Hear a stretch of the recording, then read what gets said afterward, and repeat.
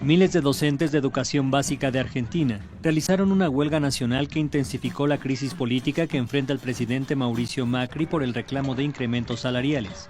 La tensión entre el gobierno y los maestros se incrementó luego de que Macri se refiriera a la terrible inequidad entre aquel que puede ir a una escuela privada contra aquel que tiene que caer en la escuela pública.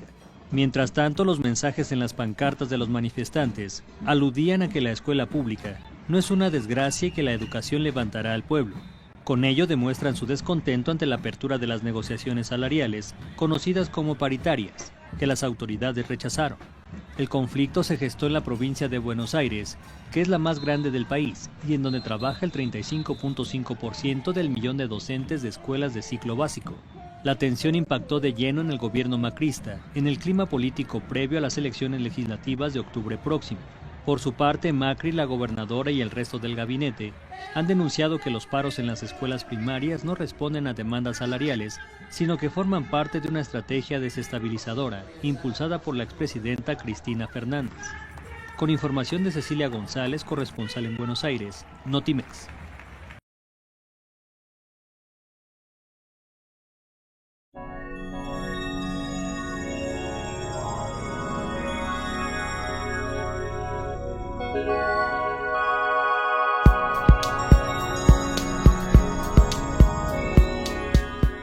Existe el mito de que los argentinos somos blancos y de linaje europeo.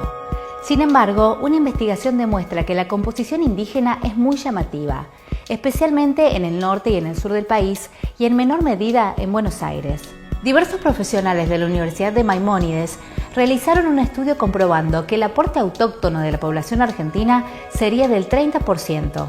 Los resultados del trabajo realizado con donantes de sangre de distintas regiones indican que hay un 65% de componente europeo, un 30% amerindio y un 5% africano. La mayor presencia del linaje uniparental amerindio por vía materna se da por un modelo caracterizado por la mezcla de la mujer nativa y el varón europeo. En la Argentina, según los investigadores, dos sucesos históricos tuvieron fuerte influencia en la composición genética de la población. Por un lado, la inmigración masiva europea entre 1880 y 1930, y por el otro, el auge industrial de la década del 40, lo que originó la migración de los habitantes de las provincias y de países limítrofes hacia Buenos Aires. En Salta, el linaje materno-amerindio llega prácticamente al 90%, en la Patagonia al 70%, y las cifras van disminuyendo a medida que nos acercamos a la ciudad de Buenos Aires.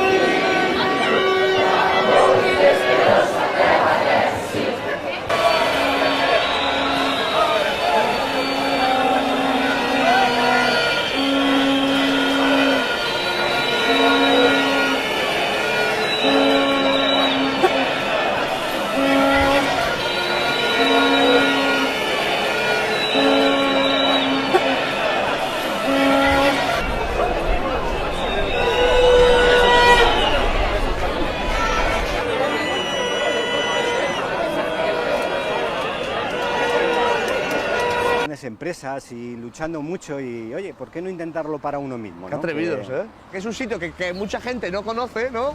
Sí, nadie, o sea, realmente cuando decías que ibas a Curitiba, te decían, pero ¿dónde está eso, no? Es una ciudad importante de Brasil, pero claro, para el europeo, ¿qué conocemos? Río de Janeiro, Sao Paulo, 3 ciudades, una ciudad menos típica brasileña, es una ciudad más europea, entonces es mucho menos conocida. Y una ciudad con mucha mezcla, ¿no? De repente, por ejemplo, casi no hay mulatos, ¿no? Nada, el 5% de la población es gente mulata o de color, y luego hay una mezcla muy importante de italianos, japoneses, qué curioso, alemanes, llegaron grandes colonias Porque era buena época para venir a Brasil, ¿no? Era una época donde Brasil estaba en una expansión económica que necesitaba mucha mano de obra, mano de obra no especializada, necesitaba mano de obra para trabajar en las minas, para trabajar en el campo. Por ejemplo, aquí hay una colonia ucraniana muy fuerte. Es curioso, ¿eh? Sí, ucranianos, alemanes, son muy fuertes. Una cosa que me sorprendió mucho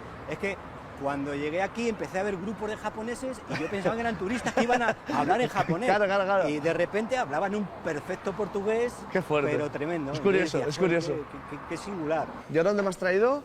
Pues hemos venido... Well, hello. Hola, ¿cómo están? Yo muy bien, ya estoy muy feliz porque ya no hace tanto frío como hacía antes. Aquí les pongo un videito de cómo estaba hace unos días camino a mi casa en el camión.